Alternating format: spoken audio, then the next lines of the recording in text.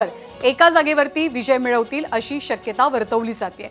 आपण ही चर्चा पुढे सुरू ठेवणार आहोत। सरिता मॅडम, खरं तर एक जो महत्त्वाचा भाग आहे या राज्यांकडे जर आपण बघितलं तर ही ती राज्य आहेत की जिथे अगदी आत्ताच निवडणुका होऊन गेल्यात विधानसभेच्या, आणि जिथं भाजपाला बहुमत मिळालं, सत्ता आली, त्या जागांवर भाजपाला लोकसभेत सुद्धा चांगलं यश मिळतंय हे आपण बघतोय। मात्र कर्नाटक, जिथं काँग्रेसला चांगलं यश आलं, तिथे मात्र आता अगदी अवघ्या काही महिन्यातच परत लोकसभेत मात्र ते यश काँग्रेस टिकवू शकत नाहीये।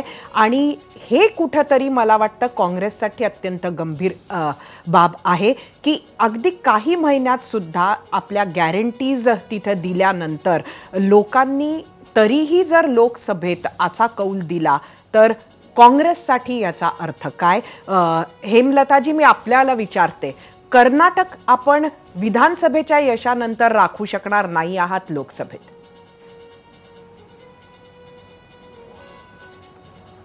कर्नाटकचा जो कौल आहे तो थोडासा मला पटत नाहीये, कारण ज्या पद्धतीने कमिशन घेणारं सरकार असा जो प्रचार झाला, त्यानंतर काँग्रेसला लोकांनी बहुमताने निवडून दिलं, तिथं कुठलंही जातीय समीकरण किंवा धार्मिक तेढ कुठली निर्माण न होता फक्त कमिशन घेणारं सरकार जे होतं भारतीय जनता पक्ष, त्याच्या विरोधात मतदान केलं।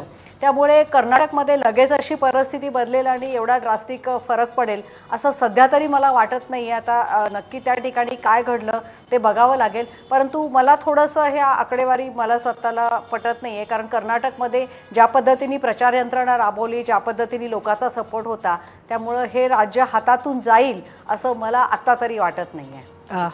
नक्कीच। खरं तर आपण अजून एक आकडेवारी ज्यांना पटत नाहीये त्या रुपालीजींकडे येऊया।